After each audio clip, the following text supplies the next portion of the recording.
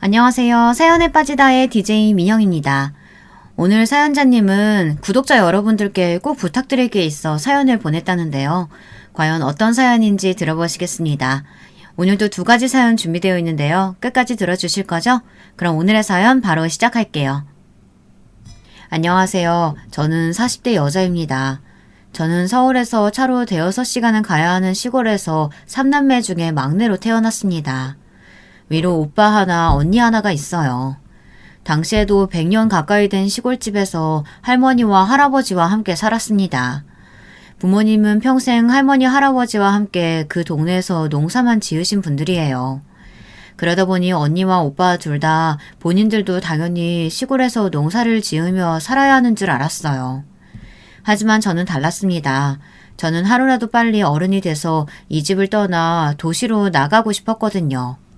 하지만 식구 중 누구도 도시에 나가본 사람이 없으니 저에게 도시로 나갈 수 있는 방법을 알려줄 사람이 아무도 없었습니다. 첫째인 언니는 실업 고등학교를 졸업하자마자 동네 공업사 격리로 들어갔어요.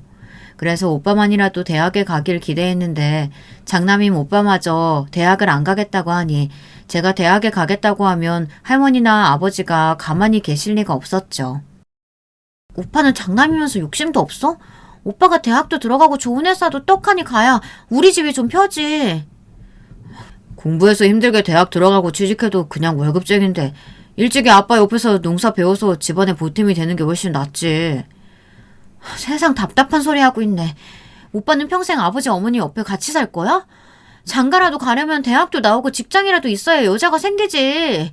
이 총구석에서 평생 농사만 지어봐라. 형이나 오빠한테 멀쩡한 여자가 시집 오겠다.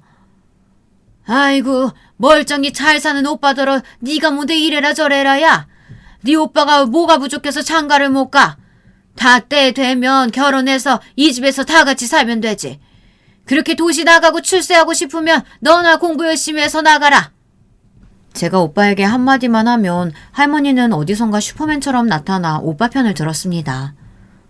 할머니는 맨날 딸년이 공부해봐야 뭐하냐고 내가 고등학교 졸업하면 시집이나 가버리라고 하더니만 이제 와서 놔두러 공부해서 출세하라고?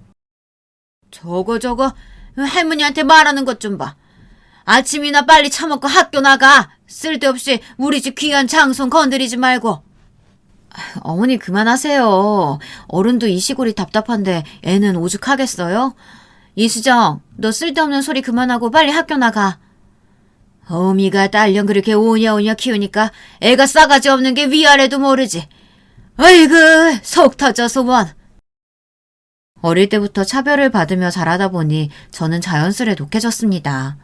저는 언제나 찬밥 신세인 집구석에서 살아남기 위해 큰 목소리를 내고 멋대로 굴었습니다.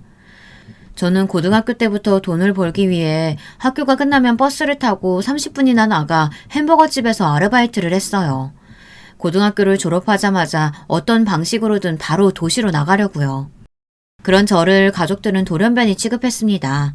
언제나 제 편이었던 아버지마저 다 큰 여자애가 혼자 도시에 나가서 어떻게 사냐고 말도 안 되는 소리 하지 말라고 하셨어요. 하지만 저는 제 뜻대로 했습니다. 고등학교 졸업하자마자 정말로 집을 나갔어요. 그리고 곧장 시내에 가서 작은 미용실에서 미용 기술을 배웠습니다. 사실 제가 여기저기 아르바이트를 하러 다니면서 제일 배우고 싶었던 건 미용 기술이었어요. 그런데 시내 미용실 사장님마다 고등학교 졸업은 하고 와야 일을 시켜준다고 해서 학교에 다니면서 열심히 돈을 번 거예요. 저 나름대로는 집을 나갈 준비를 한 거죠. 저는 졸업식을 하자마자 편지 한 통 달랑 써놓고 집을 나갔어요. 시내의 미용실에 딸린 단칸방에 살면서 미용 기술을 배웠습니다. 당시에 친구들은 서울로 대학을 간 친구도 있었고 도시로 나가 큰 회사나 공장으로 취직한 애들도 많았어요. 그런데 저는 무조건 기술을 배우는 게 목표였습니다. 제 큰 꿈을 위해서요. 저는 미용 기술을 배워 언젠가 서울에 올라가 강남 한복판에 제 이름을 걸고 미용실을 내고 싶었어요. 저는 그 꿈만 생각하며 쉬지도 않고 일했습니다. 그런데 사람 일이라는 게 참 계획대로만 흘러가는 게 아니더군요. 어느 날 자고 일어났더니 미용실에 깡패들이 들이닥쳤어요. 멋대로 미용실 문을 따고 들어와 여기저기 깨부수며 난리를 치더군요. 그러더니 저희 가게 사장님을 찾았어요. 알고 보니 사장님이 사채를 쓰고 어디론가 도망을 가버린 거죠. 제 월급도 2달치나 밀린 상태였고요. 거기다가 남자친구 수술비가 급하다고 저에게 500만 원이나 빌려갔는데 그것도 다 거짓말이었어요. 저는 그제야 세상을 처음 알았습니다. 제가 그 미용실에서만 3년을 넘게 일했어요. 사장님과 언니 동생하며 정말 가족처럼 지냈습니다. 매일 밤 술에 취해 미용실 사정이 안 좋다, 남자친구가 아프다 하며 펑펑 우는 모습을 보고 저는 철석같이 믿었어요. 함께 열심히 해서 서울에 올라가 미용실을 내자고 약속까지 했는데 저를 버리고 날라버린 거죠. 졸지에 집도 직장도 잃게 된 저는 3년 만에 집에 돌아왔습니다. 마음 같아서는 절대 집에는 돌아가고 싶지 않았지만 정말 한 푼도 없는 신세라 어쩔 수가 없었어요.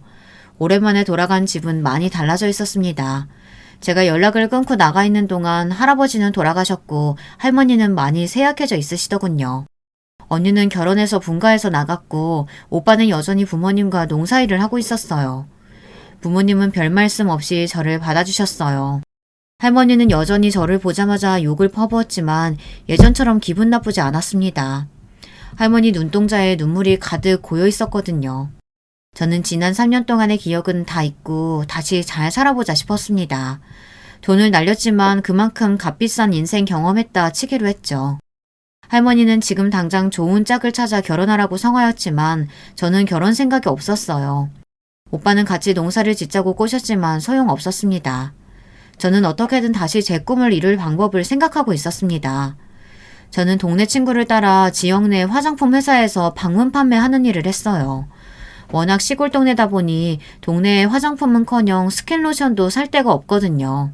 저는 화장품을 팔러 여기저기 다녔습니다. 제가 예전에 알고 지내던 시내의 가게 사장님들이나 아르바이트를 했던 가게들도 다녔어요. 그러다 보니 들리는 말이 많았습니다. 저에게 사기치고 도망간 미용실 사장이 서울에 있다는 소리를 들었어요. 심지어 서울에서 미용실을 차렸대요.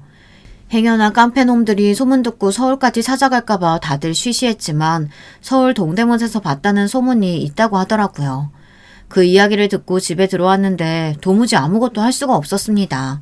억울해서 밥도 안 먹히고 일도 손에 잡히질 않았어요. 생각해보니 사장년 언니가 동대문 제기동에서 옥장사를 했다고 했던 기억이 났어요.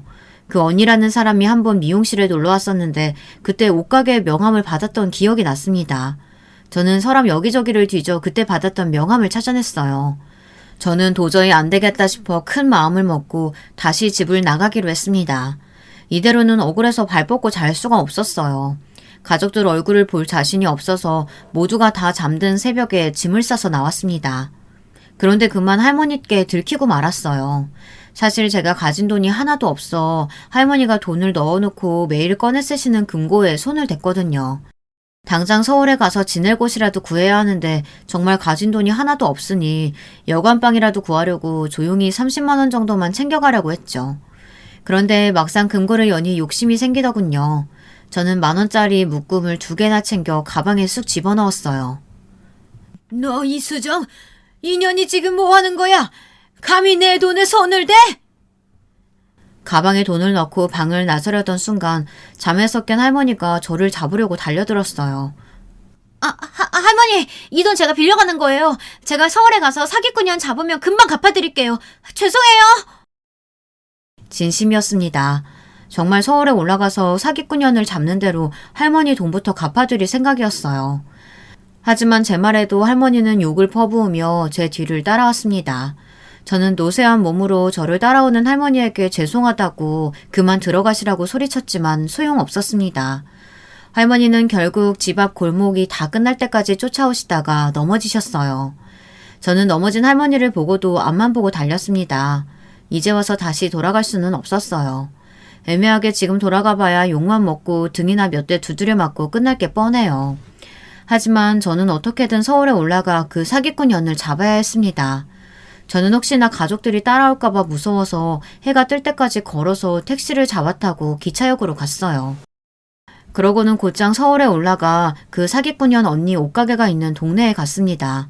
그런데 명함에 적힌 옷가게 바로 그 옆에 정말 미용실이 있었어요. 그것도 제가 일했던 미용실 이름과 똑같은 이름의 미용실이었습니다. 그토록 올라오고 싶었던 서울에 이런 식으로 올라가게 될 줄은 몰랐어요.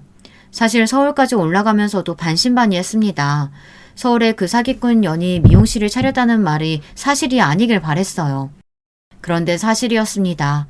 미용실 앞에 쪼그리고 앉아 기다리는데 10시가 딱 되자마자 멀리서 익숙한 여자가 걸어오더군요. 웬 아기를 안고 걸어오는데 그 사기꾼 년이 맞았습니다. 저는 그 사기꾼 년을 보자마자 달려들었어요. 그러고는 머리끄댕이를 잡고 마구 흔들었습니다. 이 년이 내 돈 갖고 날라놓고 서울에서 버젓이 가게까지 차리고 잘만 살아? 너 잘 만났다. 오늘 너 죽고 나 죽자. 수정아, 그만 좀 해. 내가 설마 너한테 정말 사기치려고 그랬겠어? 우리 아기, 일어나 우리 새끼 떨어져. 품에 안은 아기를 껴안으며 머리를 놔달라고 소리를 치는 통에 저는 머리를 잡은 손을 놓았습니다. 분명 저랑 일할 때는 아가씨였는데 웬 아기인가 싶었죠. 주변에 보는 눈도 있으니 저에게 좀 가라앉히라며 사기꾼 사장년이 저를 가게 안으로 데리고 들어갔습니다. 그제야 똑바로 보니 품 안에 안고 있던 아기가 이제 갓 100일이나 지났을까 싶더군요.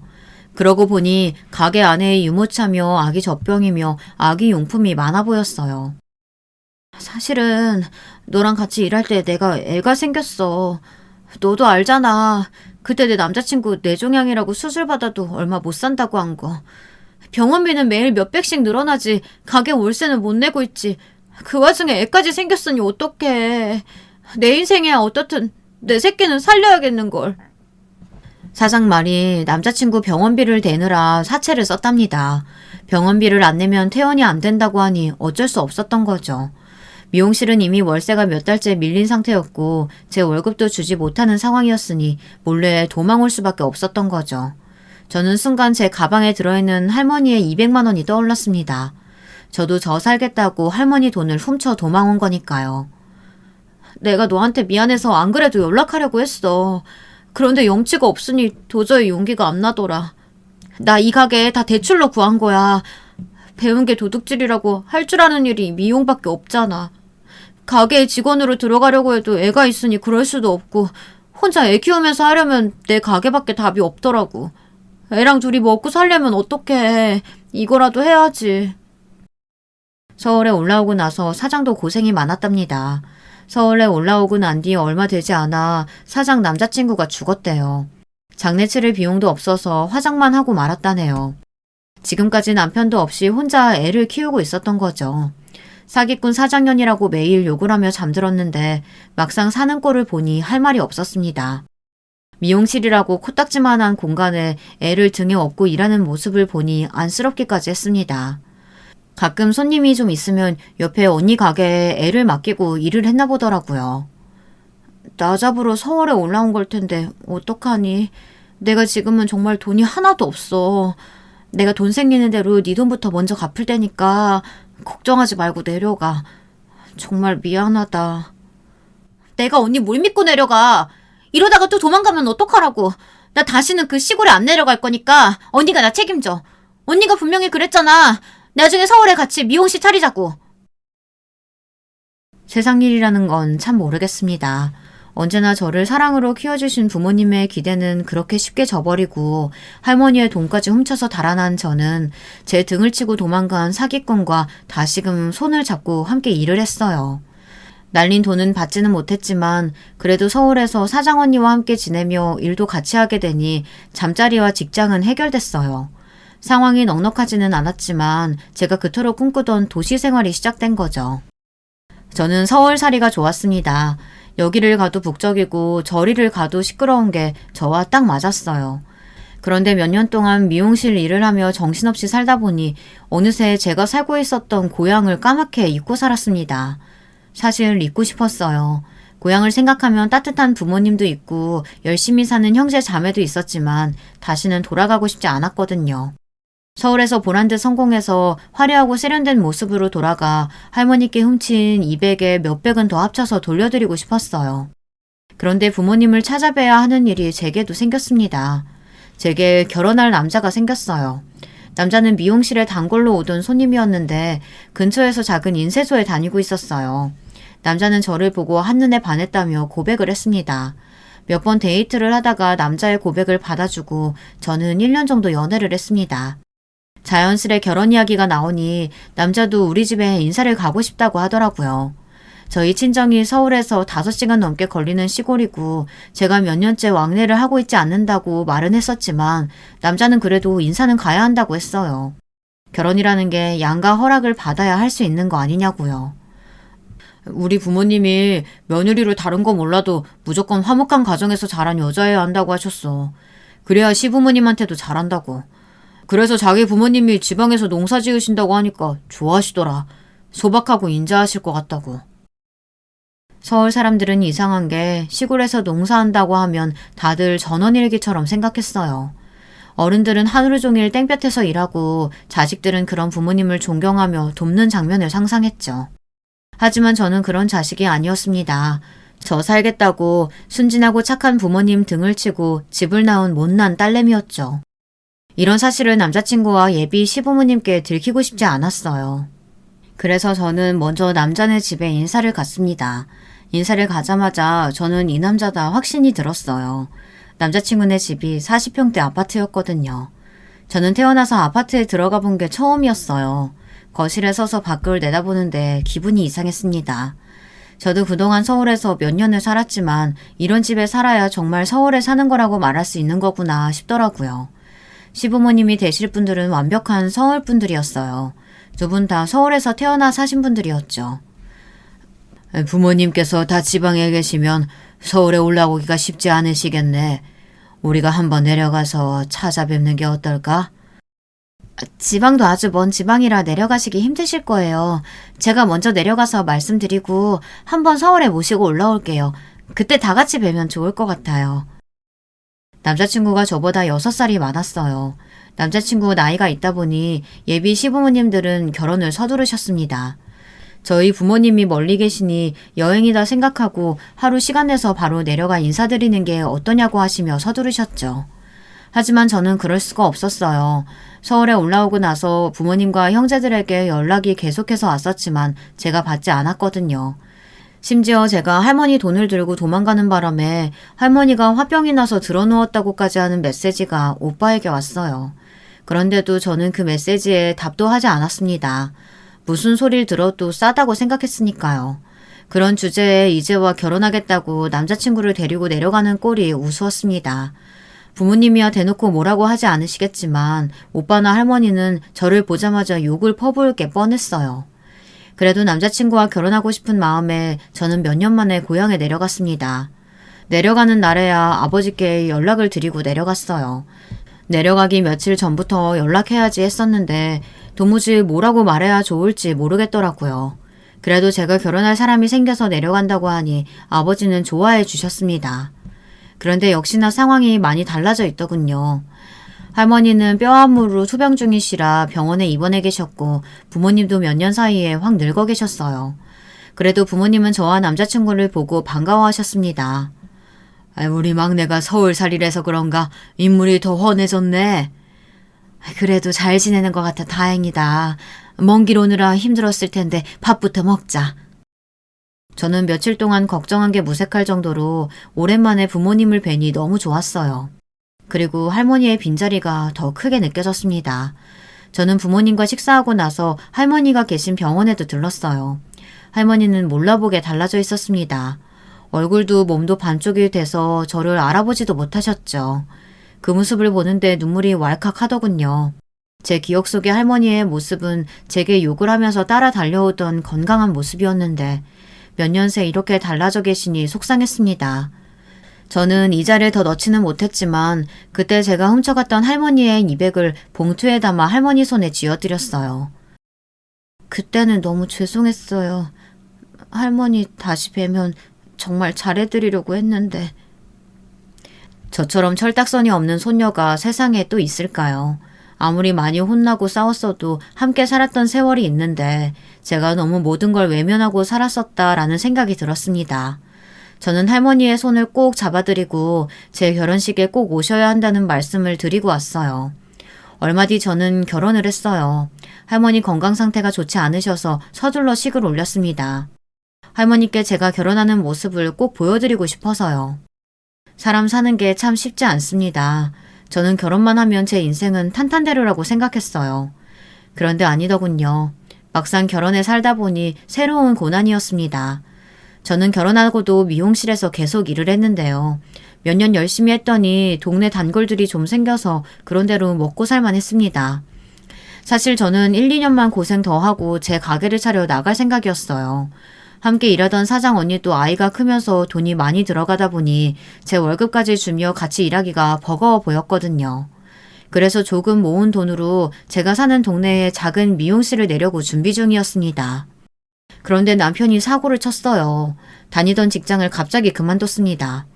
그러더니 한다는 소리가 뜬금없이 사업을 하겠다네요. 나도 참을 만큼 참았어. 쥐꼬리만한 월급 받으면서 10년 넘게 내 회사처럼 열심히 일했는데 고작 대우를 이따위로 해? 이게 나가란 소리지 뭔 소리겠어. 좋아. 나도 이제 나가서 내 사업할 때 됐지. 남편이 10년 넘게 다닌 인쇄소 사장이 어느 날 갑자기 남편 상사로 자기의 아들을 데리고 나타났답니다.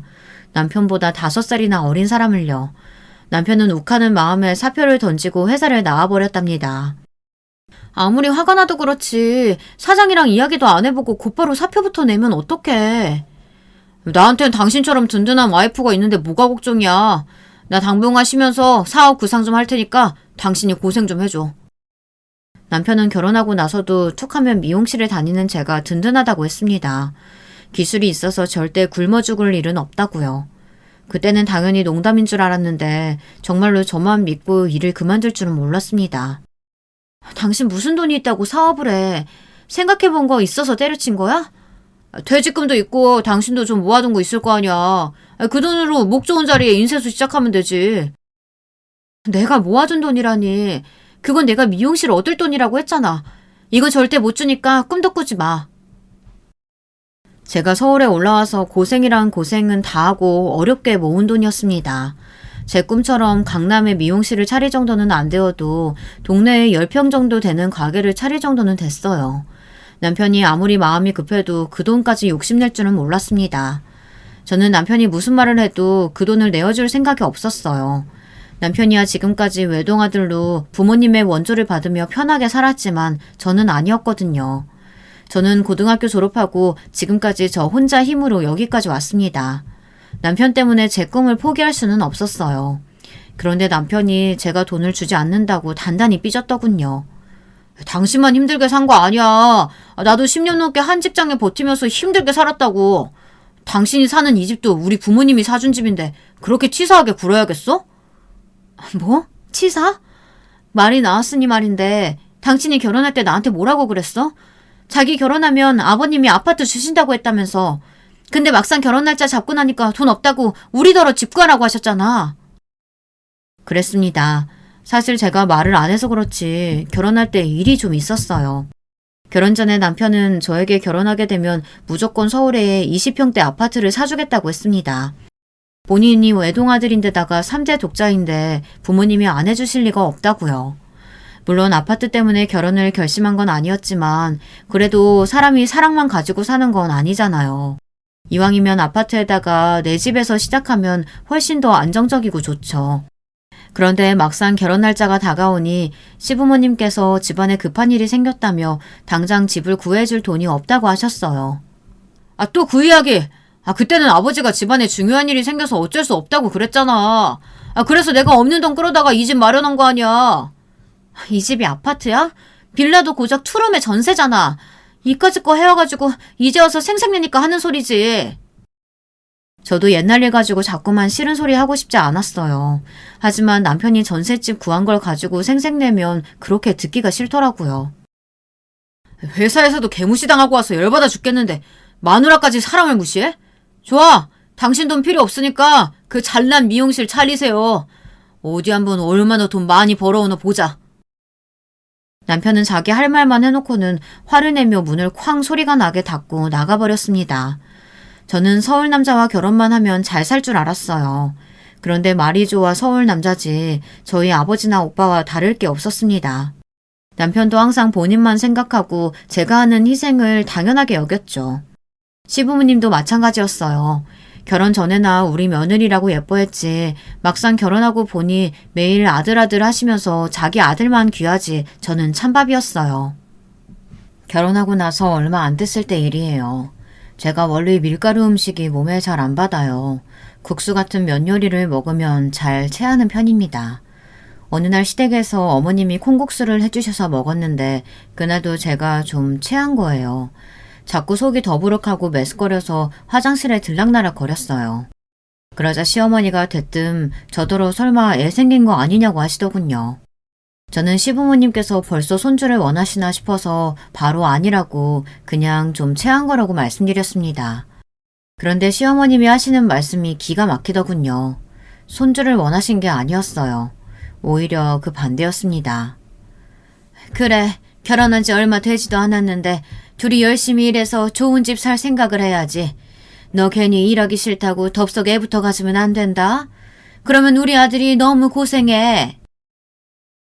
결혼한 지 얼마 되지 않았으니 괜한 노파심에 하시는 이야기라는 걸 저도 아는데도 은근 기분이 상했습니다. 다른 시부모님들은 며느리가 생기면 하루라도 빨리 손주를 보고 싶다고 성화라는데 저희 시댁은 달랐죠. 하나뿐인 아들이 혹시나 처자식 때문에 고생하는 거 아닌가 미리부터 걱정하셨어요. 그래, 요즘은 세상이 바뀌어서 남자만 벌어서는 생활이 안 돼.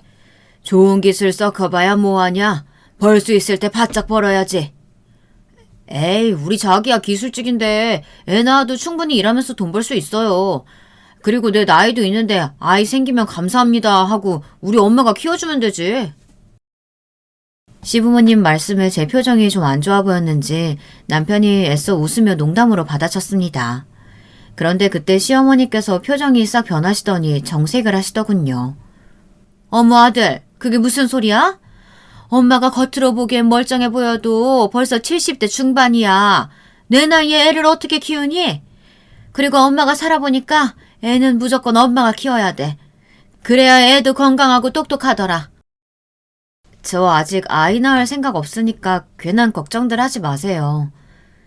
애 낳을 사람은 생각도 없는데 제 의견은 묻지도 않고 자기들끼리 떠드는 모습에 어쩐지 심기가 뒤틀렸습니다. 그래서 저는 아직 애 낳을 생각은 조금도 없다고 못을 박았어요. 물론 시부모님 말씀이 다 틀린 말은 아니에요. 저희 상황에 지금 당장 애까지 생기면 안 되죠. 아직 집도 없고 남편 월급이랑 제 월급 합쳐도 영 시원찮으니까요. 더군다나 저도 지난 몇 년 동안 바로 옆에서 혼자 애 키우는 사장 언니를 봐왔기 때문에 애 키우면서 일을 한다는 게 얼마나 힘든 일인지 누구보다 잘 알고 있습니다. 하지만 아무리 그래도 그렇지 대놓고 저더러 집에서 애 키울 생각하지 말고 열심히 돈이나 벌어오라고 하시니 기분이 상하긴 했습니다. 더군다나 애도 맡길 생각하지 말라고 하시면서요. 저는 그제야 결혼의 현실에 맞닥뜨렸습니다. 결혼이라는 게 그렇더군요. 내 일은 항상 내가 알아서 하는 거고 당연히 시부모님 남편 일까지 제가 하는 게 당연했습니다. 그래놓고 고마운 줄도 몰라요. 언제나 며느리가 하는 건 당연했죠. 서울에 살면 제 인생이 180도 달라질 줄 알았는데 그렇지 않았습니다. 현실은 똑같았어요. 남편은 회사를 그만두고 자기 인쇄소를 차리겠다고 여기저기 대출을 알아보러 다녔어요. 저는 신경 쓰지 않았습니다. 본인이 알아서 하겠다고 회사를 그만두고 나왔으니 알아서 하게 뒀어요. 반면 저는 저의 첫 번째 미용실을 차렸습니다. 저는 너무 뿌듯해서 아직 인테리어 공사가 다 끝나지도 않았는데도 미용실에서 며칠은 잘 수 있을 것 같았어요. 그 정도로 기뻤습니다. 서울 하늘 아래 제 이름으로 된 미용실이라니 정말 꿈만 같았습니다. 미용실 오픈식 날이 되었어요. 시부모님과 친정부모님, 오빠, 언니까지 다들 서울에 올라왔어요. 남편은 미용실 안에서 식구들이 먹을 음식을 준비하고 있었고 저는 동네 사람들에게 돌릴 떡을 준비하고 있었죠. 그런데 그때 시어머니께서 굳이 하지 않아도 될 말을 하셨습니다. 아이고, 인테리어가 삐까뻔쩍한 게 미용실 차린다고 돈도 꽤나 썼나 보다. 이럴 돈 있으면 남편 인쇄소나 좀 차려주면 좀 좋아? 명색이 남편이 직장이 없이 집에서 빈둥거리고 있는데 우리 며느리는 속도 안 상하나 봐. 순간 시끌벅적했던 미용실 안에 정적이 흘렀습니다. 당신은 좋은 날 왜 그런 소리라고 그래? 안 그래도 아들놈 집에서 빈둥거리는 거 사돈댁에 죄송해 줬겠는데. 죄송하긴 뭐가 죄송해요. 우리 아들도 10년 넘게 한 직장에서 열심히 일했는데 이제 좀 자기 사업할 때도 됐지. 안 그래도 시어머니는 남편이 회사를 그만두고 사업을 하겠다고 여기저기 돈을 구하러 다니는 걸 아시고는 저에게 미용실은 나중에 차리고 남편 인쇄소부터 차려주면 안 되겠냐고 하셨어요. 하지만 저는 단칼에 거절했습니다. 시어머니도 그 자리에서는 더 이야기 안 하시더니만 굳이 오픈식 날 저희 친정 부모님도 계신 자리에서 그런 소리를 하더군요. 사실 사돈도 계신 자리니까 하는 소린데 미용실에서 하루 종일 혼자 아줌마들 파마 말아줘봐야 얼마나 벌겠어요. 그럴 바에야 남편 사장님 만들어주고 사모님 소리 들으면서 사는 게 훨씬 낫죠. 저는 기가 막혀서 말문이 다 막혔습니다. 그런데 그때였어요. 점잖게 앉아 한마디도 안 하시던 친정아빠가 입을 뗐습니다. 우리 딸내미 사모님 소리 듣게 해주고 싶으시면 사돈이 우리 사회에 인쇄소 차려주시면 되겠네요. 저는 우리 딸 미용실 차려주고 싶어도 나 살기 바빠서 지금까지 못 차려줬는데 우리 장안딸이 혼자 알아서 서울에 미용실까지 차리니 아주 예뻐 죽겠습니다. 친정아빠의 말에 시부모님은 한마디도 못하고 입을 딱 다물었습니다. 저는 친정아빠를 바라보며 슬쩍 웃어 보였어요. 아버지를 보자 마음이 벅차오르고 든든했습니다. 어머, 벌써 다들 와 계셨네요. 이렇게 좋은 날 술이 빠지면 안 되죠. 제가 아주 좋은 술 사왔으니까 다들 한 잔씩들 드셔보세요. 때마침 사장 언니가 와서 분위기를 풀어준 덕분에 오픈식은 잘 마칠 수 있었습니다.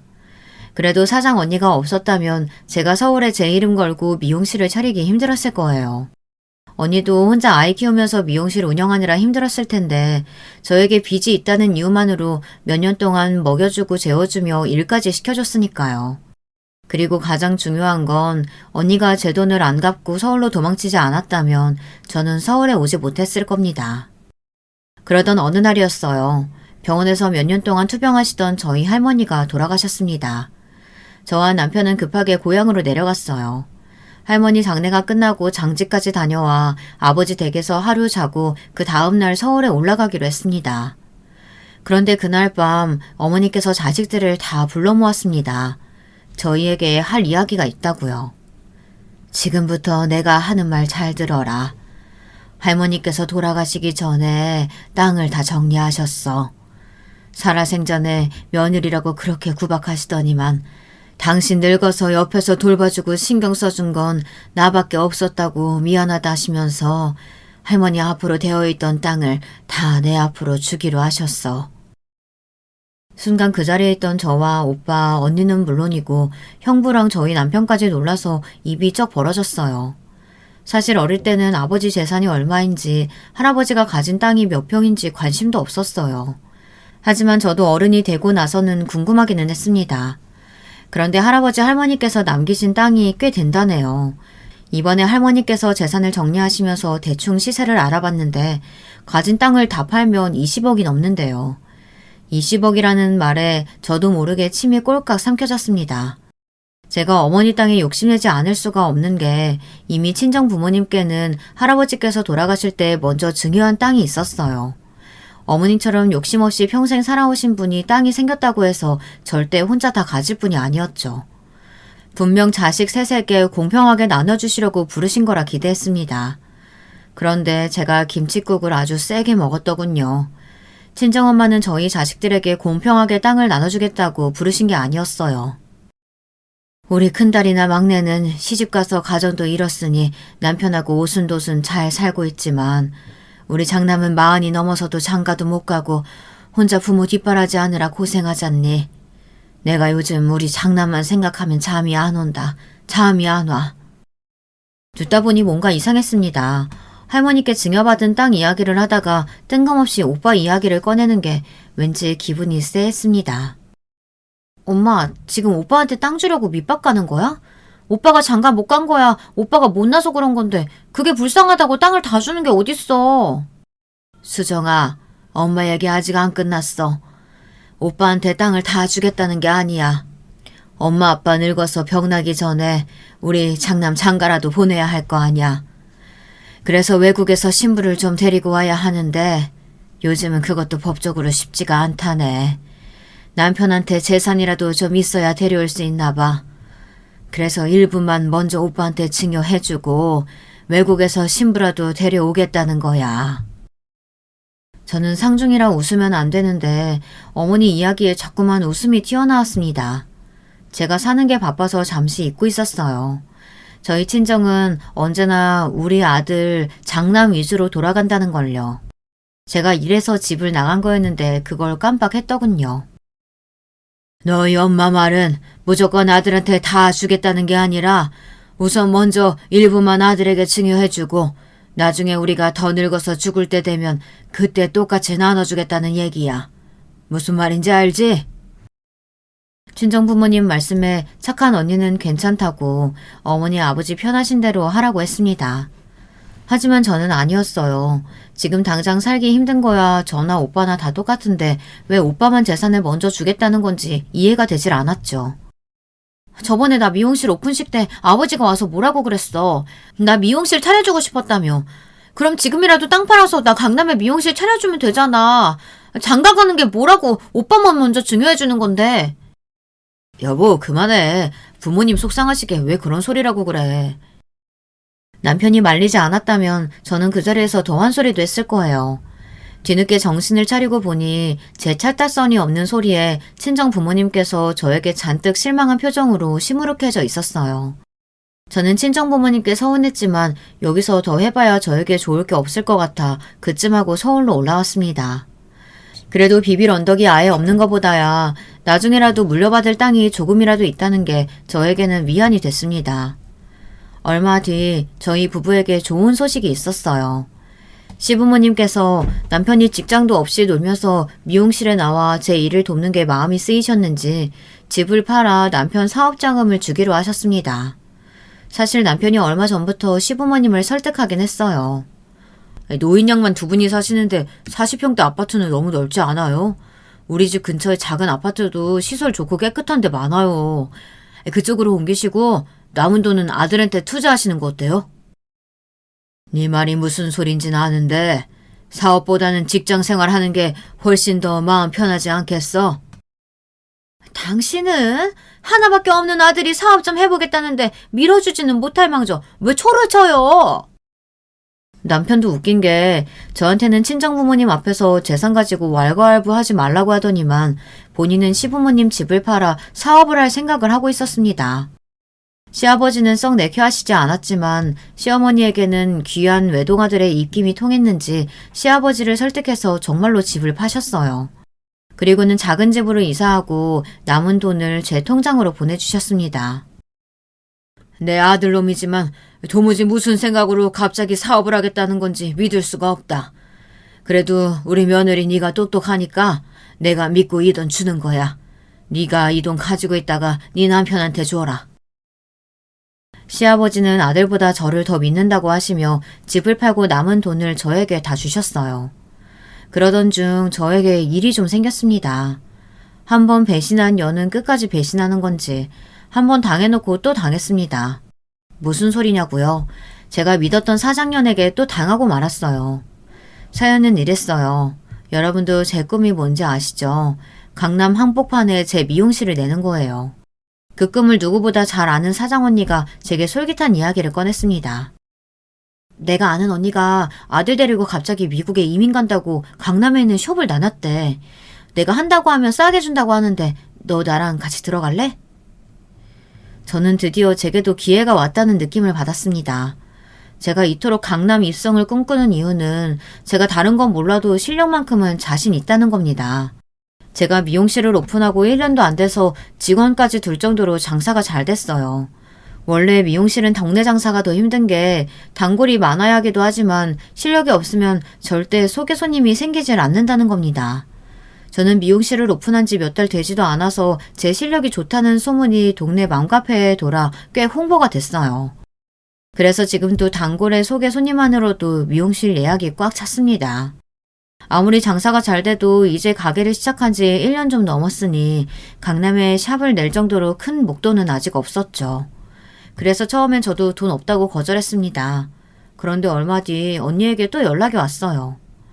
내가 우리 사정 다 이야기했더니 언니가 우선 50%만 내고 들어오래. 언니도 어차피 급하게 미국에 들어가야 해서 나머지는 장사하면서 갚으라는데 어때? 너랑 나랑 반반씩 구해볼까? 저는 솔깃했습니다. 그럴 수밖에 없는 게 지금 제가 하고 있는 가게 보증금을 빼고 조금만 더 돈을 구하면 그 정도 비용은 해결할 수 있을 것 같았거든요. 우리가 이런 기회 아니면 언제 강남에 샵을 차리겠어. 언니 말이 이미 고정 단골도 많아서 차리기만 하면 돈방석이래. 그 언니가 혼자 장사해서 번 돈으로 아들 유학 보내는 거잖아. 내 말 믿고 우리 같이 해보자. 저는 순간 머릿속에 계산기가 휘리릭 돌아갔어요. 가게 보증금 말고는 도저히 끌어올 돈이 없는데 어디서 구하나 싶었죠. 그런데 그 순간 제 머릿속에 떠오른 것이 있었습니다. 바로 시아버지가 보내주신 돈이었어요. 그 돈이면 사장 언니랑 같이 강남 샵을 인수하고도 남았죠. 수정아, 우리 고민할 시간이 없어. 이미 우리 말고도 다른 쪽에서 지금이라도 당장 계약금 놓겠다고 하는 사람이 있대. 알았어, 언니. 우리 이거 하자, 해. 저는 순간 뭐에 홀린 것 같았어요. 그럴 수밖에 없는 게 어릴 적부터 꿨던 제 꿈이 바로 코앞에 있는데 도저히 포기할 수 없었죠. 그럼 네가 먼저 계약금 좀 보내줄래? 내가 우리 아들 어제부터 열이 나서 하루 종일 꼼짝도 못하고 있거든. 저는 혹시나 그 가게를 다른 사람에게 뺏기기라도 할까봐 무서워서 당장 제 통장에 있던 시아버지의 돈에서 먼저 계약금을 보냈습니다. 그리고 다음날 곧바로 부동산에 가서 제 가게를 내놨어요. 워낙 목이 좋은 자리다 보니 다행히도 보증금을 내기 전에 가게가 금방 나갔습니다. 저는 앞으로 저에게 벌어질 일도 모른 채 강남 샵 원장이 될 생각만 하며 꿈에 부풀어 저절로 콧노래가 나왔습니다. 물론 시아버지가 준 돈 일부를 제가 쓰고 아직 남편에게 말하지 않았다는 게 미안하긴 했지만 금방 해결할 수 있는 문제라고 생각했어요. 강남에 샵을 오픈하면 그 정도 돈이야 금방 해결할 수 있으니까요. 그런데 생각지도 못한 일이 벌어지고 말았습니다. 제 미용실을 뺀 보증금을 사장 언니에게 보내고 난 뒤부터 언니와 연락이 안 되기 시작했어요. 저는 점점 마음이 불안해졌지만 애써 아닐 거라고 바빠서 연락이 안 되는 걸 거라고 마음을 다잡았습니다. 그러고는 곧장 사장 언니네 집으로 향했어요. 그런데 그 이후로 사장 언니는 만날 수가 없었습니다. 마음이 다급해진 저는 사장 언니랑 갔었던 강남 샵으로 달려갔습니다. 그런데 저에게 샵을 구경시켜줬던 여자는 이미 사라지고 없었어요. 저는 가슴이 철렁 내려앉는 것만 같았습니다. 알고 보니 그 샵 사장은 전혀 다른 사람이었고 샵을 내놓은 적도 없다네요. 저는 또 당한 거예요. 한 번 나쁜 년은 평생 나쁜 년이었습니다. 사장년은 살던 집도 진즉 뺐고 가게도 진즉 팔았다네요. 심지어 동대문에서 옷가게를 하던 사장년의 언니도 가게를 빼고 사라졌습니다. 저는 그대로 바닥에 주저앉았어요. 하루아침에 가게를 잃은 제가 한심해서요. 저는 곧장 경찰서로 가서 신고부터 했어요. 그런데 사기를 당한 게 저뿐만이 아니라네요. 저처럼 미용실을 하는 사람 중에 몇 명이나 더 당했다더군요. 경찰 말이 그 사장년은 이미 출국한 상태라 찾으려면 시간이 좀 걸릴 테니 집에 돌아가라고 했습니다. 경찰서를 나와 터덜터덜 집으로 돌아왔는데 집 앞에 남편이 나와 저를 기다리고 있더군요. 저를 발견한 남편은 헐레벌떡 달려왔어요. 여보, 어떻게 된 거야? 자기 가게 갔더니만 문도 잠겨져 있고 부동산 아줌마 말이 당신이 가게 팔았다던데. 저는 도저히 남편에게 뭐라고 말해야 할지 몰라 눈물만 뚝뚝 흘렸습니다. 당황한 남편은 도대체 무슨 일이냐고 다그쳤어요. 순간 넋을 놓은 저는 남편에게 있는 그대로 다 이야기했습니다. 그러자 남편의 표정이 싹 변했어요. 당신 미쳤어? 어떻게 그렇게 중요한 일을 나랑 상의 한마디 안 하고 혼자서 다 결정할 수가 있어? 가게 보증금까지 날린 것도 모자라서 우리 아버지가 준 돈까지 날렸다고? 남편이 저에게 그렇게 화낸 건 처음이었어요. 그러더니 저처럼 무책임한 여자하고는 살 수 없다면서 지금 당장 이혼하겠다고 했어요. 저는 그대로 남편에게 쫓겨나다시피 집을 나왔습니다. 남편 말이 시아버지가 주신 돈을 찾아올 때까지 집에 돌아올 생각하지 말라고 하더군요. 저는 그대로 친정으로 내려갔어요. 제게 갈 곳이라고는 친정밖에 없었습니다. 저는 몇 날 며칠을 방에 처박혀 울다 잠들기를 반복했습니다. 제가 사기를 당했다는 충격과 남편에게 버려졌다는 아픔을 도저히 견딜 수가 없었어요. 그렇게 시간이 흘러 제가 정신을 좀 차린 후에는 친정 부모님께 사정을 다 말하고 제발 좀 도와달라고 애원했습니다. 가진 돈을 다 날려서 남편에게 당장 이혼당하게 생겼다고요. 그런데 친정 부모님은 제 말에 꼼짝도 안 하셨습니다. 항상 제 편이던 친정아버지가 제 말을 들어주시지 않았어요. 너는 네 엄마 아빠 늙은 얼굴은 안 보이니? 자식이라는 게 몇 년씩 연락도 안 하고 살다가 매번 너 필요할 때만 나타나서 도와달라는 게 말이 된다고 생각해? 힘든 자식을 좀 도와줄 수도 있지. 친정 부모님은 막다른 골목에 다다른 저에게 모질말만 하셨습니다. 저는 점점 더 피폐해졌어요. 제 모든 게 무너졌다고 생각하니 세상 모든 게 다 싫고 거지 같았습니다. 저는 매일 방에 처박혀 폐인처럼 살았어요. 그러던 어느 날이었습니다. 혼자 동네 여기저기를 아무 생각 없이 돌아다니고 있었는데 멀리서 밭일을 하고 계시는 친정엄마가 보였습니다. 저는 친정엄마를 보자마자 짜증이 확 나서 다른 길로 가려고 몸을 돌렸어요. 그런데 갑자기 친정엄마가 바닥에 넘어지는 모습이 보였습니다. 저는 놀라서 밭으로 달려갔어요. 그런데 놀랍게도 바닥에 쓰러진 엄마를 본 순간 저도 모르게 떠오른 생각이 있었습니다. 이대로 엄마가 쓰러진 채로 죽으면 이 땅 내가 다 물려받는 건데. 어차피 늙으면 다 죽는 거 그냥 빨리 되졌으면 좋겠다. 저는 놀라 제 입을 틀어막았습니다. 제 인생이 바닥을 치고 나니 정말 미쳐버렸는지 속으로 생각한다는 게 말이 입 밖으로 튀어나오고 말았어요. 그런데 그 순간 믿기지 않는 일이 벌어졌습니다. 바닥에 쓰러져 있던 친정엄마가 스르륵 눈을 뜨고 벌떡 일어났어요. 그러더니 제게 하시는 말이 충격적이었습니다. 내가 니년 이럴 줄 알았다. 어쩜 그렇게 너는 너밖에 모르니? 내가 저승길까지 가다가도 니년 때문에 못 죽겠다. 세상에 이런 후레 자식이 다 있어. 너는 내가 죽어도 이 집에서 10원 한 푼도 못 가져가니까 그런 줄 알아. 엄마 아니야. 내가 정말 잠깐 머리가 돌았었나 봐. 나 진심 아니야. 정말 아니라고. 그랬습니다. 사람이 정신이 나가면 그런 나쁜 생각까지 하나 봐요. 순간 엄마가 죽으면 이 땅을 팔아 다시 시작할 수 있겠지라는 생각을 했습니다. 하지만 그게 진심은 아니었어요. 그런데 저는 그날 그 일을 뼈저리게 후회하게 됐습니다. 재산을 못 받아서가 아니에요. 저는 엄마 말대로 후레자식이 맞았습니다. 저희 친정엄마는 저에게 제대로 복수를 하셨어요. 알고 보니 친정엄마는 제가 고향에 내려가기 바로 얼마 전에 간암 말기 판정을 받으셨대요. 을사말이 3개월 살면 오래 사는 거라고 하셨다네요. 그래서 집안은 이미 초상집 분위기였습니다. 평생 시부모님 모시고 자식들 뒷바라지하며 농사일만 하시느라 건강검진도 한번 제대로 못 받으셔서 몰랐던 거죠. 그래서 아버지가 제게 그런 원망설인 말씀을 하신 거였습니다. 어머니는 돌아가셨습니다. 저는 고향집 작은 방에서 매일 울고만 있어요. 남편에게도 계속해서 이혼 합의서가 날라오고 있지만 저는 아무것도 못하고 있습니다. 어머니가 돌아가신 지 벌써 반년이 다 됐지만 저는 아직도 어머니를 보러 가지 못하고 있어요. 도저히 염치가 없어 어머니를 마주할 수가 없었습니다. 제 인생은 온통 실수투성이에요. 멍청한 판단력과 잘못된 선택으로 한순간에 모든 걸 다 잃었습니다. 저는 죽을 때까지 후회하는 인생만 살다 죽게 될 거예요. 제가 사연을 보내게 된 이유는 바로 이런 멍청한 저를 여러분께서 마음껏 꾸짖어달라고 사연을 보냈습니다. 이제는 제 잘못을 뼈저리게 뉘우치고 일어나서 엄마를 만나 제대로 사과드리고 남편과도 제대로 정리하고 싶습니다. 댓글로 저를 많이 혼내주세요.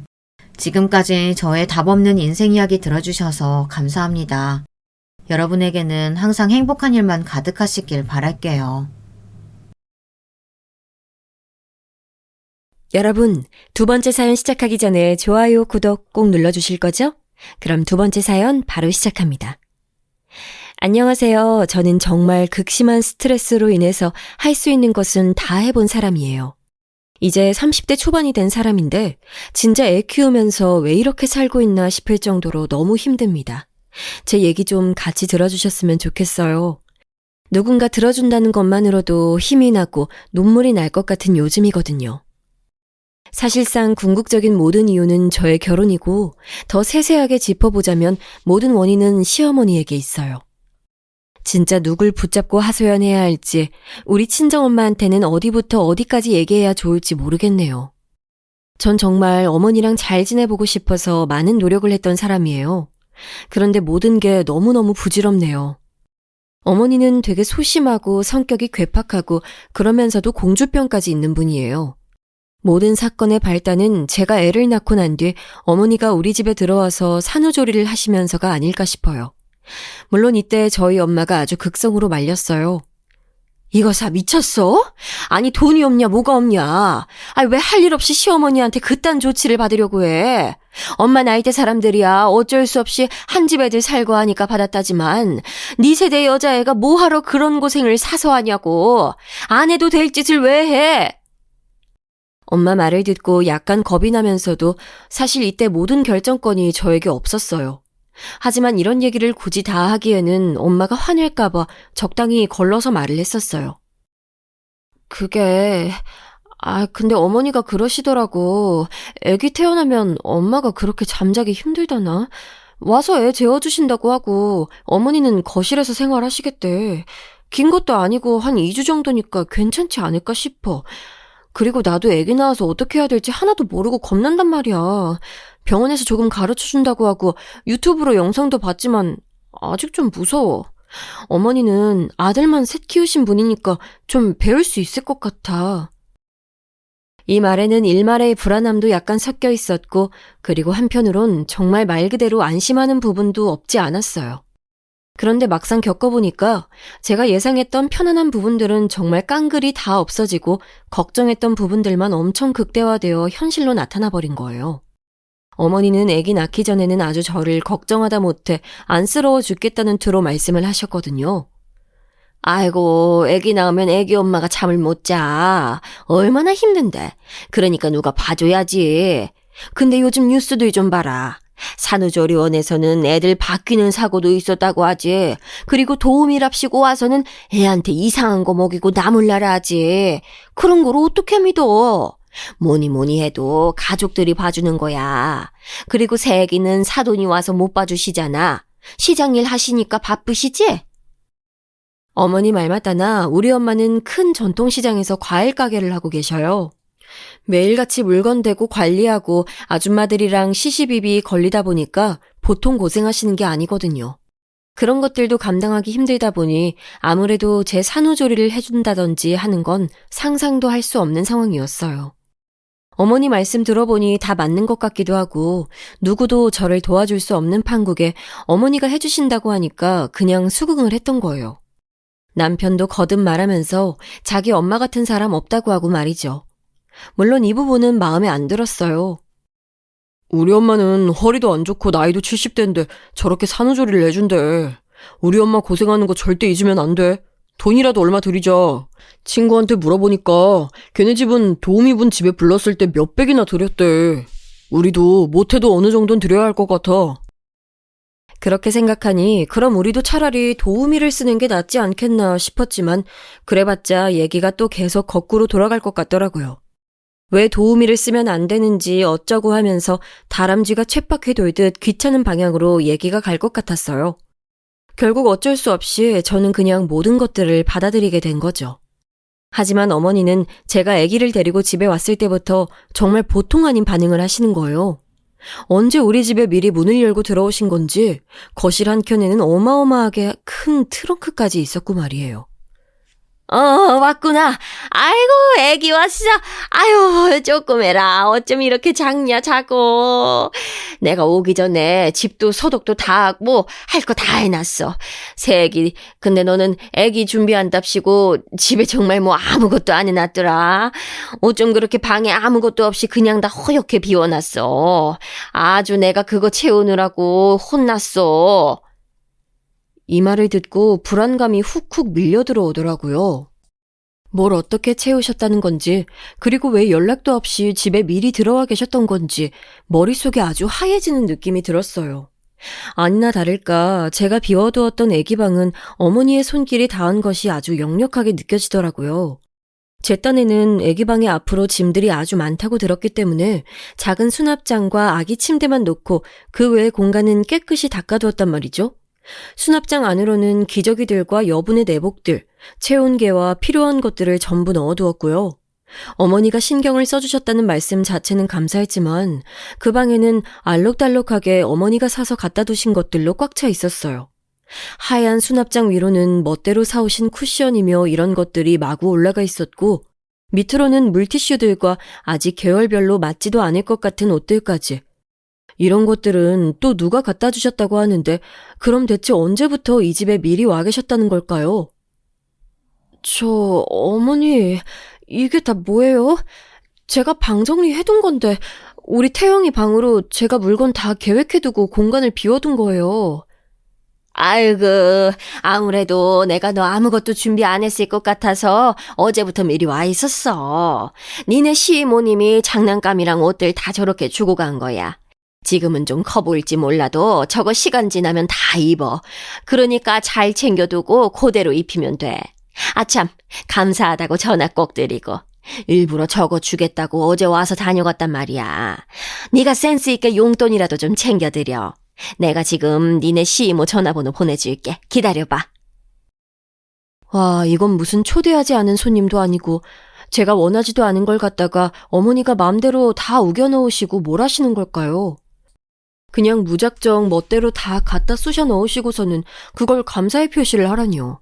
아직도 저는 수술한 자리가 아프고 죽겠는데 품에 안겨있는 애기 안기도 너무 버겁고 신경이 쓰이는데 말이에요.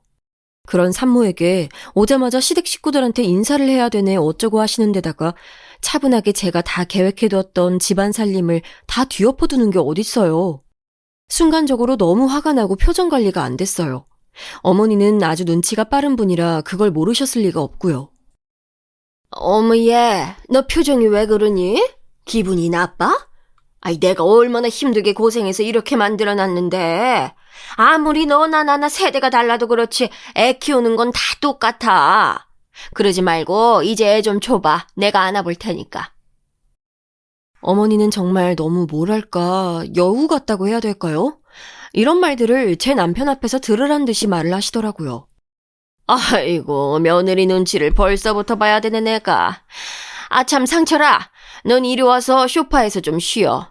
너도 그 좁은 병원에 있었잖아. 새애기 넌 들어가서 방에 내가 뭐 갖다 놨는지 좀 보고 얼른 시이모한테 전화해서 감사하다고 해. 참, 그리고 밥은 뭐 먹을까? 이때부터 뭔가 고생길이 느껴지는 듯 했어요. 어머니는 당장 본인 아들이 애라도 낳고 온 마냥 얼른 누워서 쉬길 바랬고 저는 애기 용품부터 챙겨두길 바라시더라고요. 한숨 푹푹 쉬면서도 제 손에 안겨온 그 작고 꼬물거리는 아기가 너무 조심스러워서 그나마 좀 더 잘 아는 어머니가 봐주시길 바랬어요. 그런데 어머니가 하시는 일은 정말 너무너무 달갑지 않은 거예요. 저한테는 본인이 아들 셋을 키우셨다고 하는데 육아 스타일이 달라도 너무 달랐어요. 어머니, 아기 얼굴에 뭐가 올라왔어요. 이거 제가 인터넷으로 검색해보니까 집안이 너무 뜨겁고 습도가 올라가면 태열 같은 게 생긴다고 하더라고요. 아기 방은 좀 시원하게 해야 될 것 같아요. 이날 아침에 저는 아기 얼굴 전체를 뒤덮은 빨간 반점 같은 것 때문에 정말 기겁할 뻔했거든요. 소아과 가기 전에 얼른 빠르게 검색을 해서 알아보니 그런 내용들이 적혀 있었어요. 이때도 약간 기분이 나빴던 건 평소에 제가 애기 방 너무 더운 것 같다고 계속 말씀드렸는데도 안 들으셨거든요. 여기는 나도 잠깐 자고 쉬어야 하는 곳이잖아.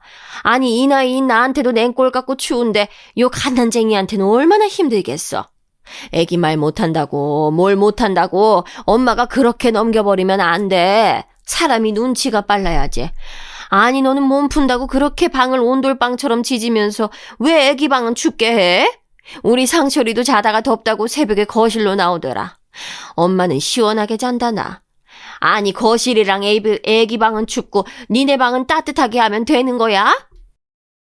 아, 정말 너무 답답하다 못해 숨이 턱턱 막힐 지경이었어요. 어머니가 주무시는 거실은 제가 보일러 기기를 딱히 손댄 적도 없어요. 그냥 어머니가 알아서 조절하시게 놔뒀을 뿐이고 우리 방은 제가 겨울에 아기를 낳았으니 너무 춥고 시렸거든요. 다들 조리 잘해야 된다고 따로 조리원 안 갔으니까 집에서라도 꼭 뜨습게 있어야 된다고 했었어요. 그러니 좀 올렸을 뿐인데 그걸 갖고 어머니는 막 뭐라고 하시는 거예요. 그것도 아주 얄밉게. 대놓고 그걸 갖고 야단친다기보다는 슬쩍 돌려서 말이죠. 애기는 이렇게 추운 데서 재우면서 엄마만 뜨끈하게 지지는 건 좀 너무하잖아. 애 아빠가 덥다고 뛰쳐나올 정도면 너무한 거야, 얘. 아니, 저기, 어머니. 아무튼, 저 그럼 제가 애 데리고 수학과 다녀올게요.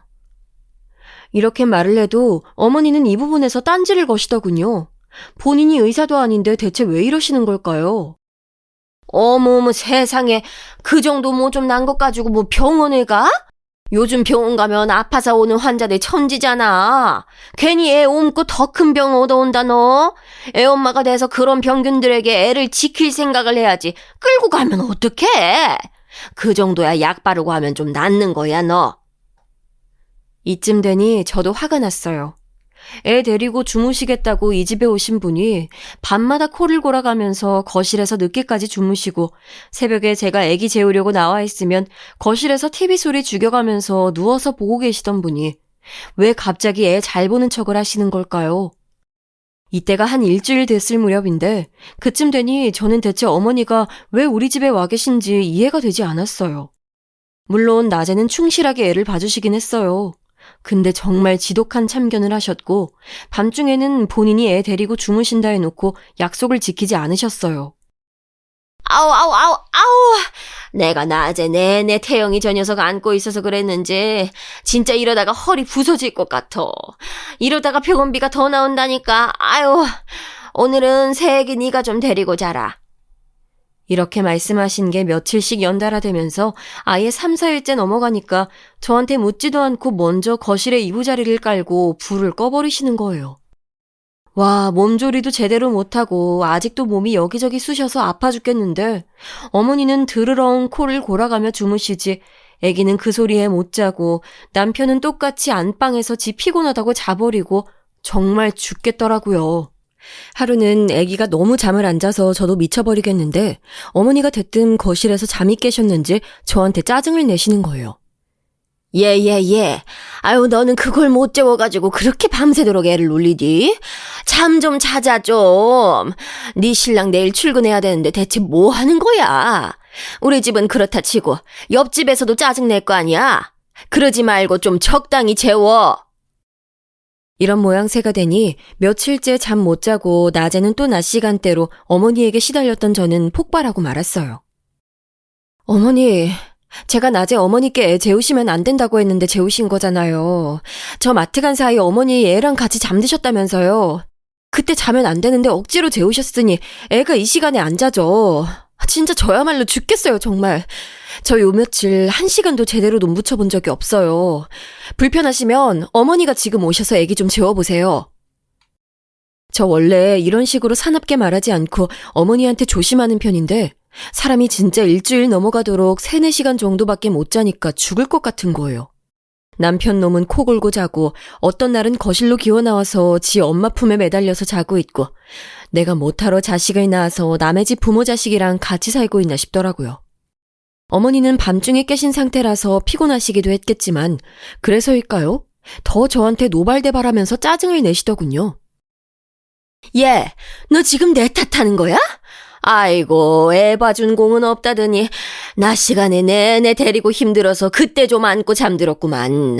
새끼 너는 70 넘은 노인네가 애 데리고 얼마나 피곤했을지는 생각도 안 해? 하다 정말 별소리를 다 듣네. 아주 잠이 확 깬다 얘. 그러자 남편은 그때 부스스 일어나서 엄마랑 자기 와이프가 왜 시끄러운지 또 애기는 왜 그렇게 목청이 떨어져라 우는지 파악을 하기 시작했어요. 급기야는 아랫집에서 올라오기까지 했었어요. 저기요, 애 좀 그만 울려요. 아주 시끄러워 죽겠네. 이사를 가든지 우리가 이사 갈 돈을 주든지 둘 중에 하나만 해요. 이 집 때문에 내가 아주 잠을 못 자서 죽겠어. 아랫집에 살고 있는 아줌마까지 올라와서 저렇게 소리를 질러대니까 진짜 할 말이 없더라고요. 겨우 진압이 되긴 했지만 그래봤자 남편과 어머니는 다시 자버리면 그만이었고요. 결국 이러나 저러나 제 손으로 아기를 또 케어해야 했어요. 그리고 방을 뜨겁게 만들어서 애 얼굴과 온몸에 태열이 생겨버린 건 실제로 맞는 얘기였더군요. 병원에 갔더니 그런 의미의 태열이 맞다고 하길래 저는 소아과 다녀와서 다시 어머니에게 얘기를 했어요. 하지만 어머니는 듣자마자 아주 거세게 성질을 내셨고요. 뭐야, 세기 너 지금 날 가르치려 드는 거야? 의사가 이렇게 말하던데 CM이가 뭔데 이래라 저래라 하냐 이거지? 세기 너 정말 너무한다. 어쩜 이렇게 힘들게 돌봐주는 CM이 공은 몰라주냐? 저는 더 이상 소모적인 싸움은 하고 싶지 않았기 때문에 그냥 얘기를 이쯤에서 접어버렸고요. 안 되겠다 싶어서 남편에게 전화를 했어요. 나 더 이상 안 될 것 같아. 지금 도우미 업체 알아보고 있으니까 이제 어머니는 그만 애기 봐주시라고 하자. 나 진짜 밤에 누가 봐주지 않으면 미쳐버릴 것 같아. 잠을 며칠을 못 잔 건지 알기나 해? 오빠는 계속 안방에서 애가 울던 말던 그냥 자버리니까 모르잖아. 어머니 수고비 얼마 드리고 얼른 수습하자. 이렇게까지 말을 했는데도 남편은 제 입장에 동의를 할 수 없었던 모양이에요. 자기도 할 말이 있다나요? 수진아, 나 좀 서운하다. 우리 엄마가 힘들게 봐주고 있는 거 알잖아. 우리가 부탁도 안 했는데 엄마가 와서 저렇게 봐주시는 건데 이제 와서 그만 가시라는 말을 어떻게 해. 엄마 서운해하시면 너 그거 어떻게 수습할 건데. 그리고 낮에 엄마가 봐줄 때 넌 좀 자면 되잖아. 밤 시간은 엄마도 나이가 있으니까 막상 하려니까 힘들어하시는 것 같아. 그래도 낮과 밤 누구든 봐주면 좋은 거잖아. 엄마도 큰맘 먹고 오신 건데 어떻게 다시 가라고 하냐고. 누가 보면 어머니가 어디 저 지방 멀리서 올라오신 줄 알 것 같네요. 하지만 참고로 말씀드리자면 저희 시댁은 집에서 10분 거리에 있고요. 차 타고 가면 1분도 안 걸리는 거리에 있답니다. 어머니가 굳이 우기셔서 저렇게 아들네 오셔서는 같이 주무시고 계시는 거예요. 그리고 낮 시간에는 어머니가 봐주시니 저보고 자라고 하잖아요. 솔직히 거기에 대해서도 저 할 말 엄청 많아요. 오빠 웃긴다. 뭐? 낮 시간에 자면 되는 거 아니냐고? 아니 막말로 해서 어머니가 그때 뭐 태영이 제대로 봐주시는 줄 알아? 어머니 말로는 나보고 애 안지 말고 달라고 하시는데 한 1분도 안 돼서 힘들다고 다시 네가 좀 데려가라고 하셔. 그러면서 나보고 왜 모유수유는 안 하고 자꾸 분유로 먹이냐는 거야. 오빠 눈엔 지금 내가 모유수유 할 수 있는 컨디션으로 보여? 나 지금 쓰러져서 응급실 안 가는 것만으로도 다행인 상태야. 왜 몰라? 저는 정말 남편한테 홧김에 이렇게 말한 게 아니고 진짜였어요. 아기 낳고 돌아와서 몸이 한껏 부어 있었는데 어머니랑 같이 있으면서 잠도 못 자고 스트레스를 받다 보니까 2주도 안 되는 시간에 살이 6kg이 빠져버린 거예요. 그게 어디 정상적인 상황인가요? 게다가 어머니가 참견을 보통 많이 하신 게 아니랍니다. 얘 새끼야, 애기 분유 너무 먹이지 마. 엄마가 됐으면 모유 수유를 해야지. 난 니네 아주버님이랑 도련님까지 셋 다 분유는 한 방울도 안 먹였어.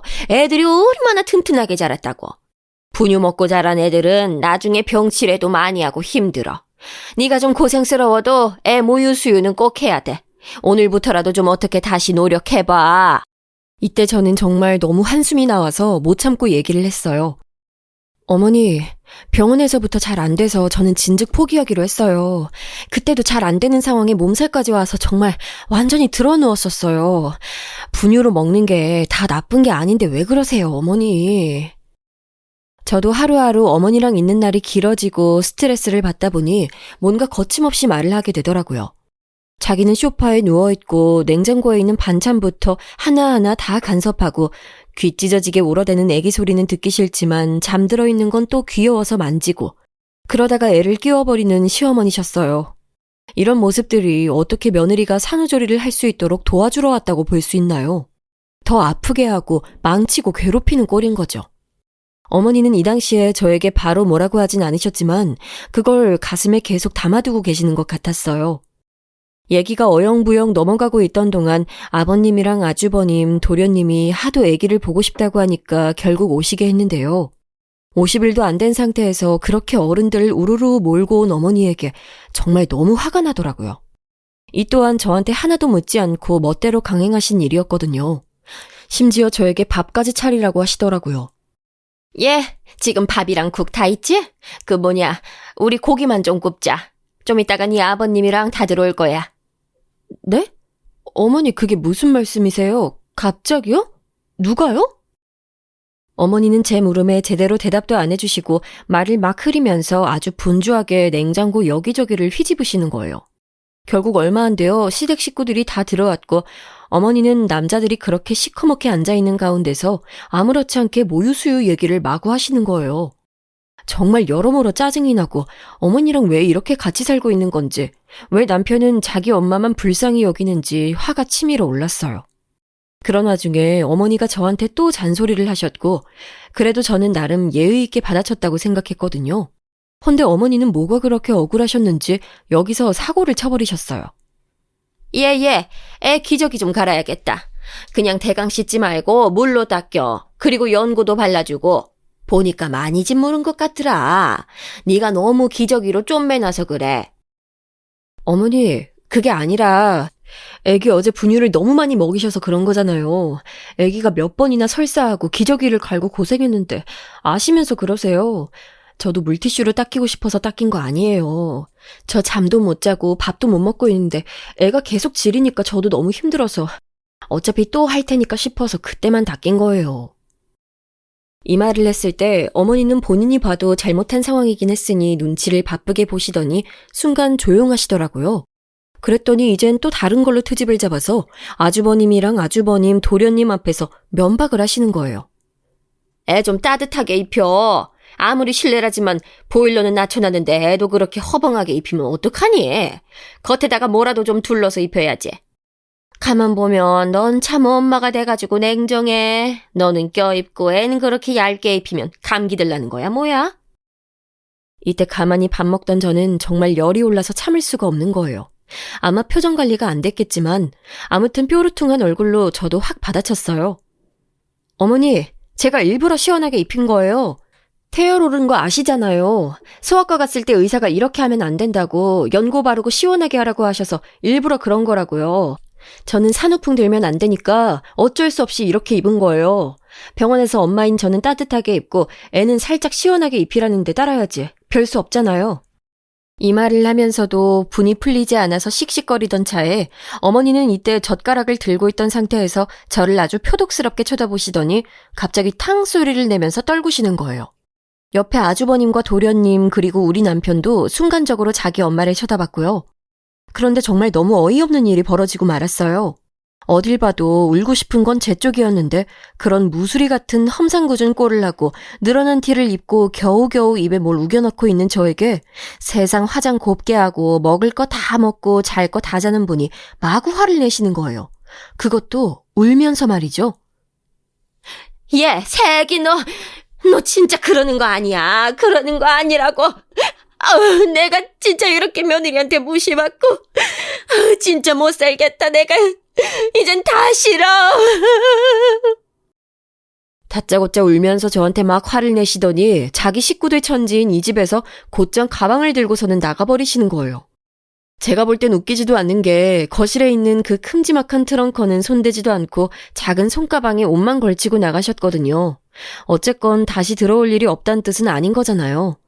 그런데 그래봤자 뭐 하겠어요. 전 이 집에서 한없이 타인 아니겠나요. 모든 불똥이 저에게 튀어서는 아버님은 가만히 계셨지만 아주버님과 남편이 저에게 한마디씩 얻는 거예요. 그나마 도련님은 저보다 아래셔서 그런지 몰라도 눈치만 보고 있었고요. 저기 재수씨, 무슨 일이 있었는지 난 모르지만 왜 엄마를 서운하게 하는 거예요? 보니까 엄마가 여기 와서 신경도 많이 써준 것 같은데. 아주버님은 둘째치고 저는 남편이 여기서 덧붙이는 말이 이해가 안 되더라고요. 수진아, 엄마 기분 하나 맞춰주는 게 그렇게 어려워? 엄마는 애기 생각해서 하는 말인데 왜 그렇게 날카롭게 한마디 한마디 다 받아쳐?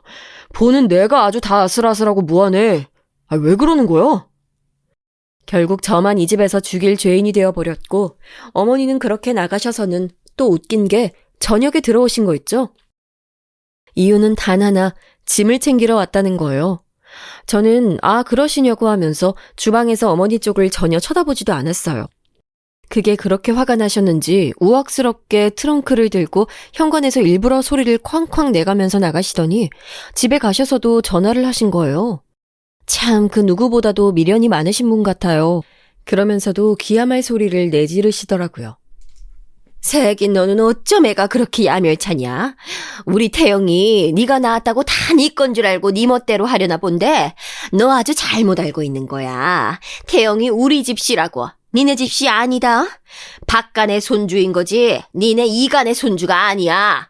우리 모두의 애를 네가 낳은 거야. 뭐 너는 공짜로 태어났어? 저 어머니, 무슨 말씀을 하고 싶으신지 모르겠는데 좀 알아듣게 말씀을 하세요. 저도 성이 나서 걷잡을 수가 없는 상태가 됐고 점점 내용은 험악해지게 됐어요. 어머머, 얘 말하는 것 좀 봐. 내가 진짜 이렇게 하나밖에 없는 며느리한테 개무시당하면서 살아야겠니? 이제 너 안 봐. 안 본다고. 손주를 낳았어도 걔가 네 자식인 줄만 알고 살면 아주 잘못된 거야. 어른들이 봐주고 가르쳐주는 것도 안 듣겠다고 용을 쓰고 너는 혼자 다 알아서 컸어? 그래서 그 모양인 거야? 어머니, 상황이랑 상관 있는 말씀만 하세요. 나중에 다시 주워 담을 수 없는 말씀은 함부로 하지 마시고요. 저는 점점 화가 치밀어서 견딜 수가 없는 상황이 됐어요.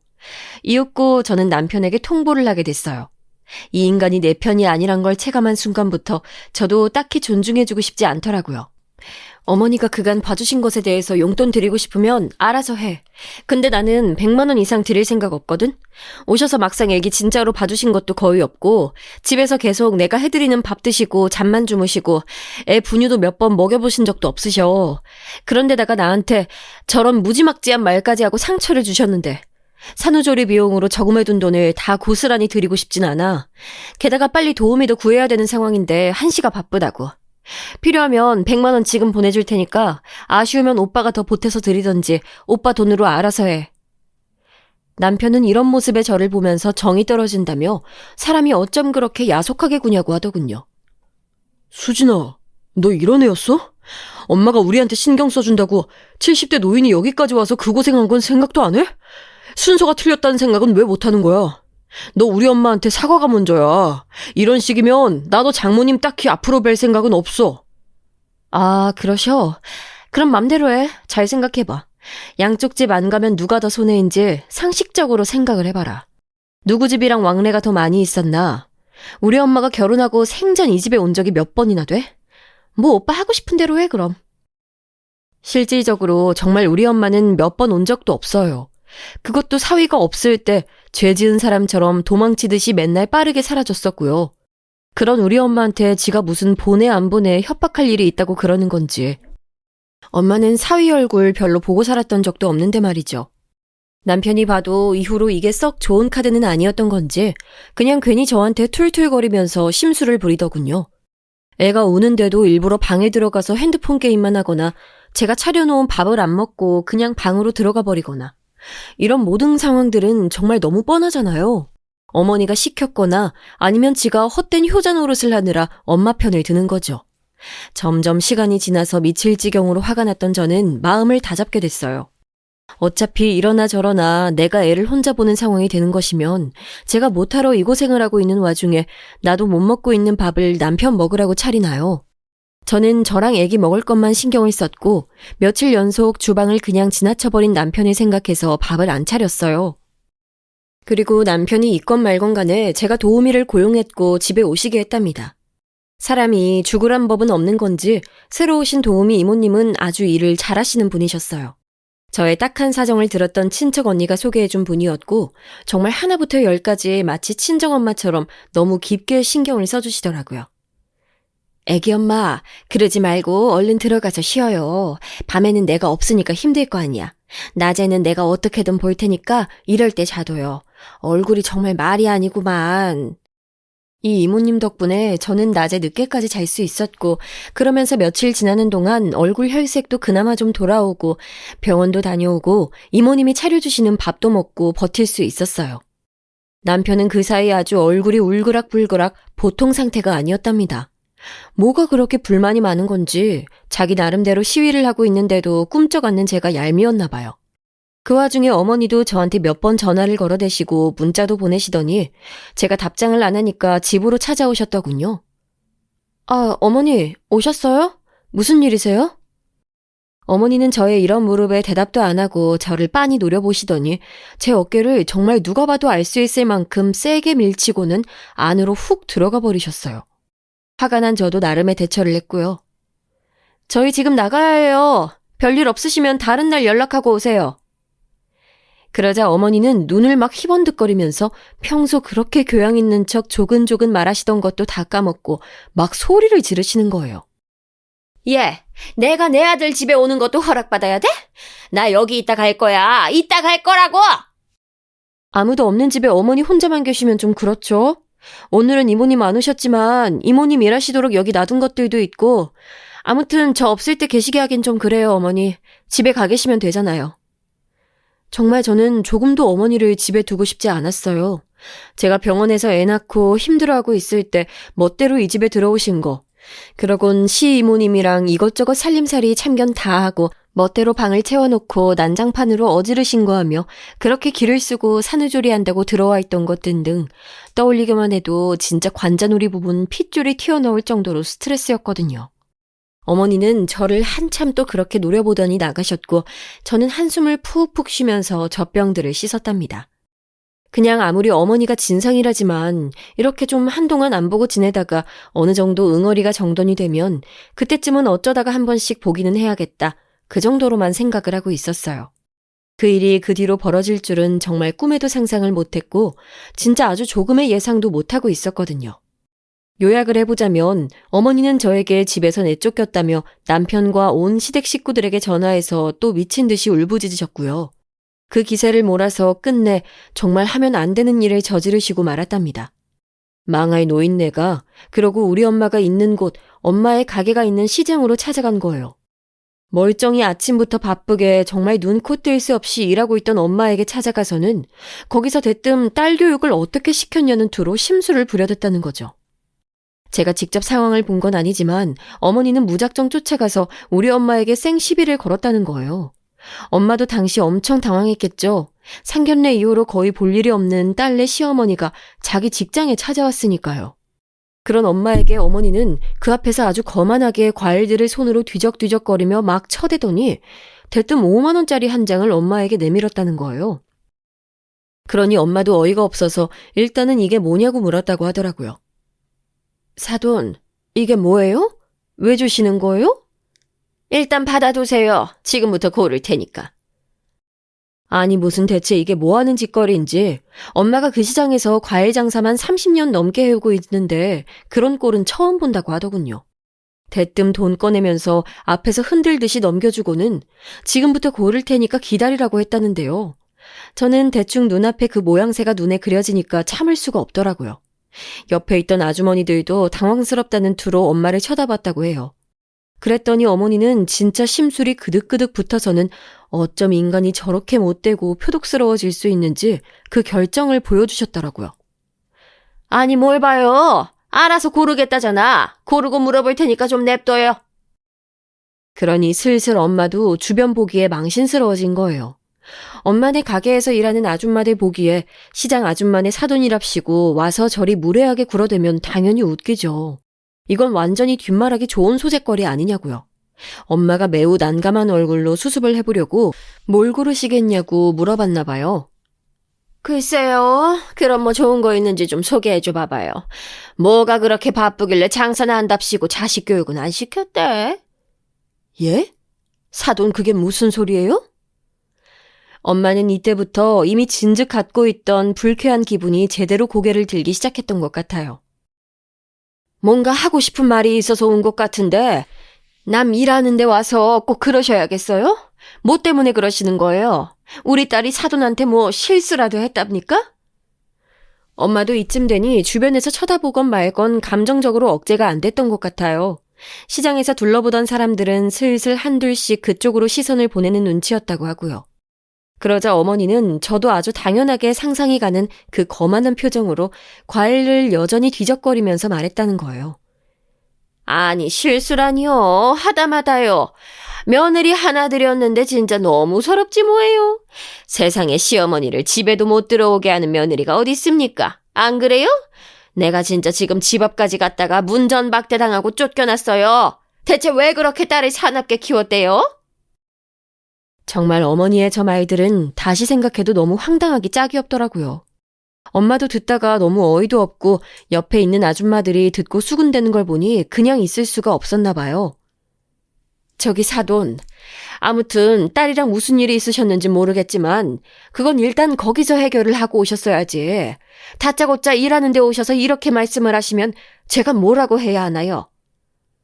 엄마도 꽤나 당황스러움과 화를 눌러가면서 저렇게 말씀을 하셨다네요. 행여나 혹시나라도 제가 실제로 뭔가 잘못한 게 있을까봐 되게 조심스러우셨나 봐요. 그랬더니 어머니가 더 보지도 않고 그냥 막 뭐라고 질러버린 거예요. 우리 엄마 사업장이 어찌되건 간에 알 바도 아니라는 투로 말이죠. 그러니까 제가 온 거 아니겠냐고요. 딸이랑 해결이 안 되니까 사돈 보고 해결하려고 찾아왔다고요. 자식 교육 좀 제대로 시키세요. 근본도 안 가르쳐 놓고 이런 데서 장사나 하고 있고 그러면 세상 뭐 그렇게 볼 일이 있나요? 돈이나 벌려요? 아니 뭐 그닥 있지도 않은 것 같은데 푼돈이나 벌겠다고 참 아유. 이러면서 쭝얼쭝얼거렸다고 하니 당연히 엄마도 뿔이 나지 않겠어요? 이 정도의 말까지 듣고 계속 참고 있었던 엄마도 대단하다고 생각해요. 그러더니 어머니는 대뜸 됐다면서 돈 갖고 유세를 떨더랍니다. 대단한 돈도 아닌 앞서 엄마에게 먼저 선불처럼 내밀었던 그 돈 있잖아요. 5만 원. 세상에 돈 5만 원 갖고 사돈 앞에서 그렇게 허세 부리기도 힘들 것 같아요. 일단 엄마가 여기 맞받아쳐서 뭐라고 했는데 거기다 대고 저런 진상을 떨었던 건가 봐요. 이봐요 사돈. 지금 뭐라고 하셨어요? 하다하다 별 얘기를 다 들어보네. 거 사돈이면 말 더 조심해야 되는 거 아니에요? 남의 영업장 와서 이게 뭐예요? 엄마도 이판사판으로 가고 있으니 어머니는 더 볼 게 없다고 생각했는지 그래서 그따위 망언을 하고 우리 엄마한테 머리채를 잡힌 것 같아요. 뭐라고 했냐면요. 아이씨고 됐거든요. 난 더 할 말 없어요. 그 잘난 딸한테 들어요. 아 맞다. 나 갈 건데 여기서 뭐 안 사요.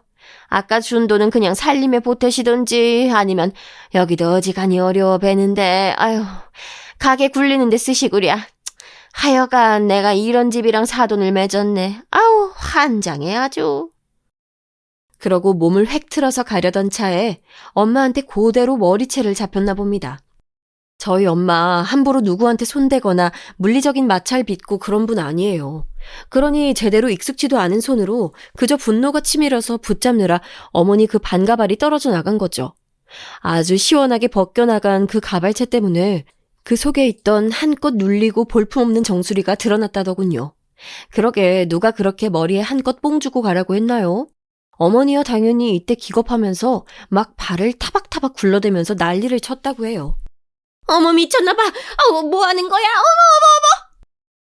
엄마 딴에는 너무 화가 나서 머리채를 잡았는데 분명히 잡긴 잡았는데 잡히지 않고 그 가채인가요? 아무튼 그 가발 같은 게 쑥 빠져버렸으니 너무 놀랬나 봐요. 너무 초라하게 쑥덩 머리숱이 비어있는 모습만 있으니 엄마도 놀래서 멍하니 봤었다고 하더군요. 슬쩍 미안한 마음마저 올라올 뻔해서 엄마는 그대로 잡아 끌고 움직였다고 하더라고요. 너 이리 와. 뭐 어쩌고 어째? 뭐? 어디에 뭘 보태? 이리 와.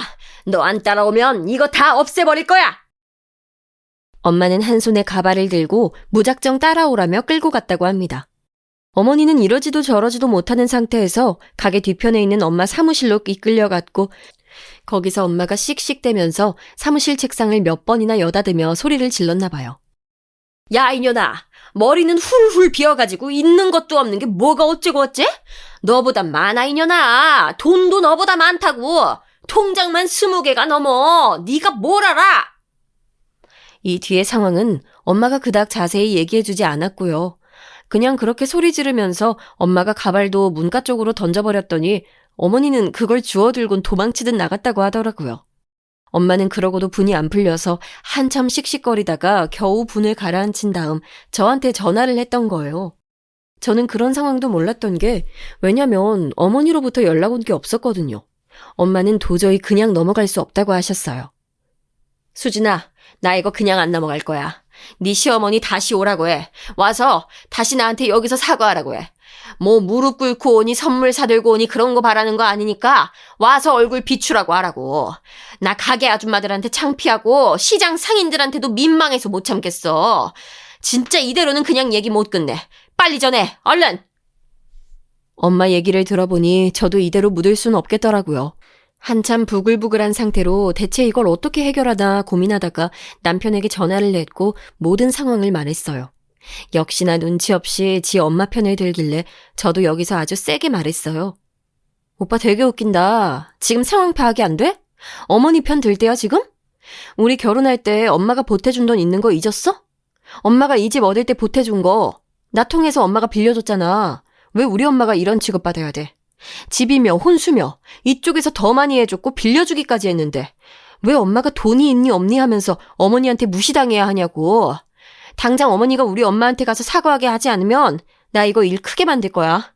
내가 어머니 아버님한테 전화해서 오빠가 거의 우리 엄마한테 빚지다시피 한 거 말할 거고 정 안 되면 나는 끝도 생각하고 있어. 그러자 남편은 아주 허겁지겁 저에게 말투는 화를 내고 있지만 자기 딴에는 급했는지 말려대더라고요. 수진아, 왜 일을 그렇게 만들어? 아니 엄마가 근데 야, 근데 장모님도 잘하신 건 없잖아. 우리 엄마 머리 잡으셨다며. 그럼 똑같이 둘 다 잘못하신 거 아니야? 저는 안 그래도 남편에게 정 떨어진 지 오래였지만 정말 신물이 나더라고요. 그따위 생각 고수하며 살 거면 이 인간이랑 더는 미래가 없다고 생각했기에 저도 막판으로 가게 됐어요. 그런 생각이면 나 오빠랑 더 못해 먹겠다. 어떻게 자기 엄마가 한 짓 알면서 일방적으로 당한 피해자인 우리 엄마 탓을 해? 엄마가 가만히 있다가 어머니 머리채를 잡았어? 먼저 거기 쫓아가서 남의 업장에서 개망신 주고 불지른 게 누구야? 다 됐고 그런 식으로 나올 거면 다 그만해. 정리해.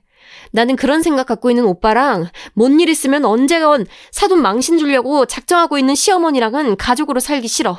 정리하자고. 그러고 얘기를 끊어버렸더니 결국은 자기도 별수가 있겠나요. 결혼 초기에 있었던 일이지만 엄마가 천천히 갚으라며 저희 둘에게 보태주신 돈에 대해서는 까맣게 잊고 있었나 봅니다. 기한을 넉넉히 주시긴 했다지만 까먹고 아무런 준비도 안 하고 그제서야 생각해낸 것도 어이가 없었고 전 당연히 남편이 적금이라도 들고 있을 줄 알았는데 그것도 아니더라고요.